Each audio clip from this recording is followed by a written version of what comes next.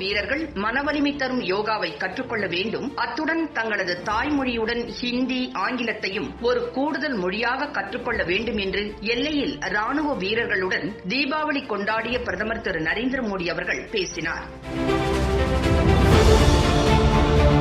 பிரதமர் திரு நரேந்திர மோடி அவர்கள் எல்லையில் காவல் புரியும் நம் ராணுவ வீரர்களுடன் தான் குஜராத் முதல்வராக இருந்த காலத்தில் இருந்தே தீபாவளி பண்டிகை கொண்டாடுவது வழக்கம். இந்த ஆண்டும் தொடர்ந்து மேற்கொண்டு இந்திய எல்லையில் பஞ்சாப் மாநிலத்தில் உள்ள லோங்கேவாலா எல்லையில் வீரர்களுடன் கலந்துரையாடல் நடத்தி அவர்களிடையே உரையாற்றினார். பனிப்படர்ந்த மலையாக இருந்தாலும் பாலைவனமாக இருந்தாலும் தீபாவளி பண்டிகை அன்று வீரர்களுடன் இருந்தால் மட்டுமே நிறைவு பெறும் என்று அவர் கூறினார். எல்லையில் உள்ள ஒவ்வொரு வீரருக்கும் அவர்களது குடும்பத்தினருக்கும் அவர் வாழ்த்து தெரிவித்தார். தாக்குதல் நடத்துபவர்கள், ஊடுருவல்காரர்களை எதிர்த்து நிற்கும் வலிமையை நம் வீரர்கள் பெற்றுள்ளதால் நாடு பாதுகாப்பாக உள்ளது என்று பிரதமர் கூறினார்.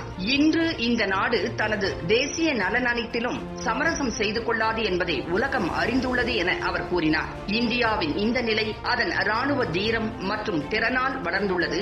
அதனால்தான் சர்வதேச அரங்கில் இந்தியா ஆற்றல் மிகு நாடாக முன்னேற முடிந்துள்ளது. இன்று இந்தியா பயங்கரவாதத்தை ஊக்குவிப்பவர்களின் இருப்பிடத்திற்கு சென்று தாக்கும் அளவிற்கு வலுவுடன் உள்ளது. இந்த கொரோனா காலத்தில் ஒவ்வொரு குடிமக்களையும் பாதுகாக்க மத்திய அரசு முயற்சித்து வருகிறது என்று பிரதமர் கூறினார். குடிமக்களுக்கு உணவை உறுதி செய்துள்ளதுடன் பொருளாதாரத்தை வளர்ச்சி பாதையில் மீண்டும் கொண்டு செல்ல நாடு பாடுபட்டு வருவதாகவும் அவர் தெரிவித்தார். வீரர்கள் 3 விஷயங்களை மேற்கொள்ள வேண்டும் என்று கேட்டுக்கொண்ட பிரதமர், முதலாவதாக வீரர்கள் தங்கள் தினசரி வாழ்க்கையில் புதுமையை ஒரு பகுதியாக்க வேண்டும் என தெரிவித்தார். இரண்டாவதாக யோகாவை வாழ்க்கையின் பகுதியாக கொள்ள வேண்டும். கடைசியாக தங்கள் தாய்மொழியை விட கூடுதலாக குறைந்தது இந்தி, ஆங்கிலம் ஆகியவற்றில் ஒரு மொழியை கற்றுக்கொள்ள வேண்டும் என்று அவர் கேட்டுக்கொண்டார்.